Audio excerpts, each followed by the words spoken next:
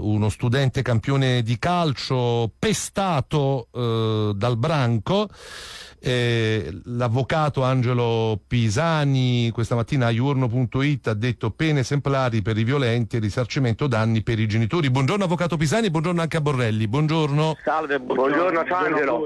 Ciao Francesco, buongiorno. Ecco, senti Angelo, tanto noi ci diamo del tu da una vita, è inutile fare la finta in diretta, la fiction. Siamo amici per la pelle. Insomma sono 40 anni più o meno, no, 40 no, ma 30 sicuro. Senti, ti volevo dire, ma quando parli di risarcimento danni per i genitori, è vero che ho sentito dire 1 milione di euro? Sì, è vero, abbiamo quantificato in 1 milione la cifra da richiedere come risarcimento danni ai genitori dei 7-8 aggressori, ed è una cifra che secondo me è anche lieve, inferiore rispetto alla gravità, alla malvagità, alla cattiveria, alla violenza e all'assurdità di questo gesto, perché guardate che sarà un danno indelebile per il ragazzo, per la famiglia, oltre che un danno per la città e per tutti. Tu hai parlato credo con i genitori in questo momento. Innanzitutto io stanotte ho ricevuto un bellissimo messaggio dalla zia di questo ragazzino, no, che aveva letto la mia lettera indirizzata a lui, quindi credo che in questo momento stia bene, no? Il piccolo calciatore. Tu sai di più? Come sta dal punto di vista psicologico? Ti ringrazio a nome della famiglia perché hanno letto la tua lettera commovente e ancora una volta con la tua sensibilità è riuscita a colmare un po' quello che è il dolore e i traumi di questa famiglia. Purtroppo il bambino è ancora terrorizzato da quanto accaduto, lo so. E soprattutto sta cercando di ripristinare un rapporto col padre, perché il suo dispiacere è quello di aver fatto qualcosa che non doveva fare e di aver perso la stima del padre, che invece gli ha più volte garantito che lui si è comportato benissimo, del resto non ha provocato gli aggressori, ha dimostrato la civiltà, l'educazione, la cultura che ogni ragazzo e ogni napoletano dovrebbe avere, e quindi bisogna ripristinare i rapporti del bambino con la famiglia e poi con la società civile. Non sarà facile, ma ci riusciremo. Angelo. Sì, Borrelli, vai. No, volevo fare una domanda. Cosa rischiano? Tu sei l'avvocato della vittima. Cosa rischiano gli aggressori e se è possibile in qualche modo che ci siano delle responsabilità riconducibili pure ai genitori degli aggressori? Io volevo dire una cosa, aspetta, prima che risponda l'avvocato in maniera istituzionale, che mi sembra giusto, ma i genitori, se sono all'ascolto di questi ragazzi, perché non fanno una telefonata a noi, a me qui, per chiedere scusa? Perché mi pare di aver letto che nessuno ancora si è fatto vivo, neanche con delle scuse, neanche per chiedere un perdono. O sbaglio, avvocato? No, questo è l'aspetto ulteriormente vergognoso di questa vicenda, perché nessuno degli aggressori, né tantomeno i loro genitori, sono intervenuti per dimostrare un pentimento, per chiedere scusa, per esprimere solidarietà alla famiglia, e questo fa ancora più male. Sono d'accordo con Borrelli, infatti. Certo, per quanto riguarda invece la domanda di Francesco Borrelli, devo dire il mio punto di vista è abbastanza duro sul punto, perché la normativa attuale non è assolutamente corrispondente e adeguata rispetto ai ragazzini di oggi, a queste baby gang che non sono più i giovani di 50 anni fa, e quindi oggi paradossalmente da parte del Tribunale dei minori, che può interessarsi dal punto di vista penale dei piccoli criminali, ci potrebbe essere una messa alla prova, ci sarà sicuramente un intervento di assistenti sociali, ma trattandosi di percosse, di aggressione, minaccia, non più di questo. Quindi non ci saranno sicuramente delle pene esemplari che tutti quanti noi ci aspettiamo da parte del Tribunale dei minori, vista l'attuale normativa che andrebbe riformata ed adeguata ai nostri tempi e agli esempi di Gomorra e company. Ma non solo, invece, Angelo, dal punto di vista civile noi ovviamente citeremo i genitori quali responsabili delle azioni dei figli, perché io ritengo che dei bambini lasciati liberi di fare qualsiasi tipo di gesto siano altrettanto pericolosi e dannosi come un proiettile o come un coltello. Guardate, io vi porto una testimonianza, ovviamente in questo caso e solo in questo caso non condivido l'associazione con Gomorra e altri film, perché quando accadeva a me, Angelo, era il 1974-1975 e avevo la stessa età credo di questo, anzi no, avevo 10 anni quando la prima volta che mi è successo che fuori mi aspettasse la famosa rocchia, più volte citata dagli stessi ragazzi. Però una cosa voglio dirle, avete ragione, credo Borrelli voglia dirlo anche lui, no? Che da questo momento in poi potrebbe cominciare una bruttissima escalation per questi ragazzi, perché alcuni di quelli che mi hanno bullizzato a me, mi hanno battuto fuori a scuola all'Istituto Maglione piuttosto che nella Zaro Saurio in Dorione Berlingeri, poi hanno fatto una brutta fine la maggior parte, quasi sempre sono diventati ladri, camorristi o comunque hanno avuto delle vite violente, per cui avete ragione quando dite che vanno assolutamente fermati in qualche maniera. Gianni, purtroppo, Angelo, scusami, volevo dirti una cosa, perché ad aiuandum di quello che stai dicendo e perché hanno chiesto scusa, io ovviamente mi sono schierato fortemente come Gianni e come gli altri dalla parte della vittima.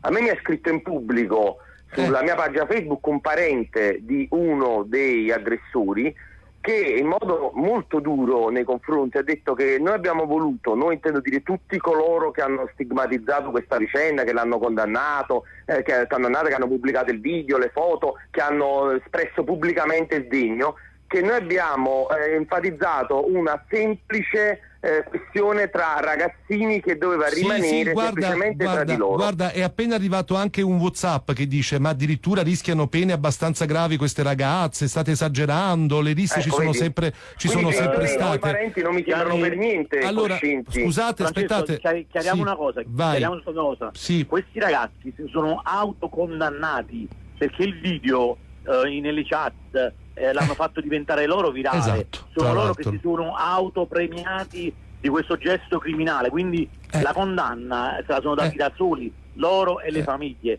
Quindi queste persone che ti scrivono sulla chat, invitale invece a ragionare, perché l'ignoranza non può sempre... No, ma devono per forza ragionare. Poi qua nessuno sta accusando i genitori, non sappiamo neanche che famiglie sono. Qua stiamo dicendo in questo caso che i genitori potevano comunque scrivere 2 righe a questo ragazzo e alla famiglia di questo ragazzo. Gianni, diciamo anche un'altra cosa importante. Dalle indagini difensive è emerso che 2 di questi ragazzi della Baby Gang addirittura 20 giorni fa via Scarlatti sputavano addosso agli anziani che entravano in farmacia. Sono stati fermati dalla polizia municipale del Gomero, sono stati portati in ufficio in comando e quindi sicuramente sono stati avvisati i genitori e dopo 20 giorni sono tornati ad aggredire un bambino. Vedi? Quindi... come risulta che hanno aggredito anche altri bambini, quindi parliamo di episodi seriali, non parliamo di un litigio tra coetanei, cioè qua parliamo di un sequestro di persona di un bambino, di un agguato e di percosse, cioè la situazione è abbastanza grave. Le istituzioni dovrebbero un attimo svegliarsi e tutti farci un esame di coscienza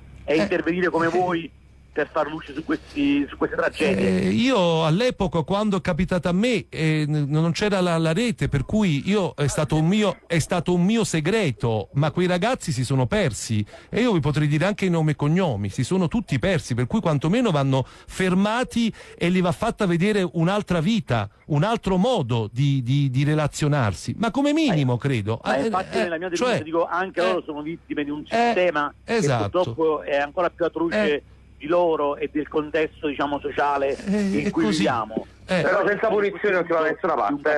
Allora, vi fermo perché in risposta a quello che dicono molti era una cosa tra ragazzi, io la mia l'ho detta quello che è successo a me e mi porto ancora i segni, perché potevo essere una persona diversa da quella che poi sono diventato, senza aver avuto quei traumi ripetuti e continui nell'arco di 2 anni, 3 anni. Ciro Marciano, per esempio, un ragazzo che ha scritto a Borrelli, che si è aperto, posso dare il tuo cognome, no Ciro? Non c'è niente da... Mi sentite?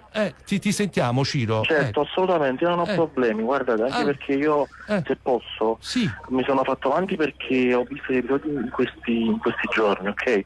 Mi è venuto un po' di rivivere quei giorni, quei periodi un po' cupi che hanno fatto parte della mia vita elementari, diciamo. E quindi vivere quei momenti comunque è una ferita aperta. Ma pure a te ti aspettavano fuori scuola, pure a te? No, guarda, ora ti spiego. Allora, io andavo a scuola, da casa mia alla scuola era un po' lontano, andavo con quei pulmini, purtroppo Francesco si batte. Lo so, vabbè, non ti preoccupare. Quei pulmini, diciamo, perché comunque quella era la situazione, ok? Andavo con questi pulmini e c'erano questi ragazzi più grandi di me. Andavo in prima, in seconda, questi ragazzi di quarta, quinta, del mio territorio, io dico apertamente, sono di Barra. Un quartiere di Napoli, ok? Allora puntavano me, diciamo, come altri, per un motivo o per un altro comunque tendevano a picchiarmi in un certo senso per qualsiasi cosa. E io ricordo un episodio in particolare in cui non ricordo bene il motivo, ma la mia testa fu sbattuta più volte vicino al finestrino, e 1, e 2, 3, e 4, 5 volte.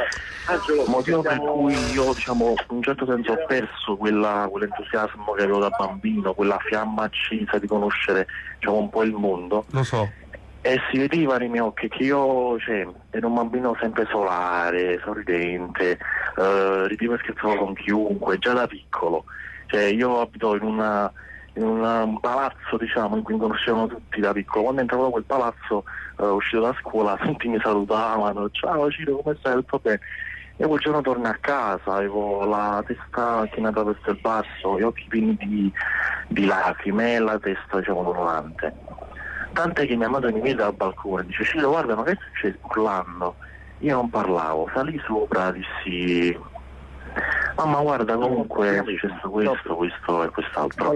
Consiglio a chiunque abbia avuto episodi del genere di parlare perché è l'unico mezzo, credo. Io non ho parlato all'epoca, un po' come il ragazzino dei Collaminei, perché avevo paura. Pisani mi stava ascoltando, sì. Perché Pisani c'è sempre, sì? Perché Ciro, io avevo paura di deludere mio padre, i miei genitori soprattutto, di sembrare un mezzo scemo, un pesciabroro, come diciamo noi a Napoli, e di essere incapace, di difendermi. Ma io avevo altre armi che usavo per difendermi, non conoscevo quel modo di fare, per cui scappavo, correvo col fiato in gola, arrivavo a casa, inventavo una scusa, dicevo che dovevo correre in bagno, pur di nascondere che invece dietro di me c'erano 7-8 ragazzi che non volevano fare altro che acchiapparmi soltanto perché io li sembravo, Ciro, non so se è successo anche a te, diverso da loro. Ma ovviamente sì. Non sto parlando di sessualità, mettiamo da parte. No. Ecco, diverso perché andavo bene a scuola, studiavo. Ecco. Ero un po' il cocco dei professori, mia mamma faceva tanti sacrifici, mi faceva vestire anche piuttosto bene, per cui qualche volta avevo qualche maglia costosa e questa cosa pure gli dava fastidio. Pure gli dava fastidio. Sì, gli dava fastidio. Allora, io adesso devo andare in pubblicità. L'ultima domanda la faccio a Ciro, poi risentiamo dopo Angelo. Ciro, quindi tu quando qualcuno dice ma lasciate stare, so cose tra ragazzi, tu che hai subito, sei d'accordo? Che cosa ti senti di dire a queste persone? No. Condanno anche chi parla e chi dice questo. Condanno in ugual modo anche chi, perché in un certo senso questo, diciamo, porta ad incitare queste cose, a giustificare. Io giustifico chi è inetto, giustifico chi ha problemi, giustifico chi ha problemi mentali. Queste persone non hanno problemi mentali, queste persone sono sane di mente, sanno quello che fanno e per quanto mi riguarda devono essere giustiziate, come viene giustiziata una persona che uccide, che in questo caso una persona viene uccisa mentalmente. Io sono stato ucciso mentalmente anni fa, ne porto ancora le ferite, e chiunque ha avuto a che fare con queste persone che parlasse, che denunciasse sempre, perché la paura, diciamo, deve in un certo senso paradossalmente far sì che l'animo si accenda e che, diciamo, le persone parlino, perché il silenzio non porta a niente. Grazie Ciro. Ciro, grazie, sei stato fortissimo. Grazie a Pisani, che ti chiamo dopo perché voglio risentirti ancora, e anche a Borrelli, ovviamente. Grande questo ragazzo, Francesco. Te l'avevo detto, ma io l'ho conosciuto tanti anni fa a San Giorgio a Cremano. Veramente sì.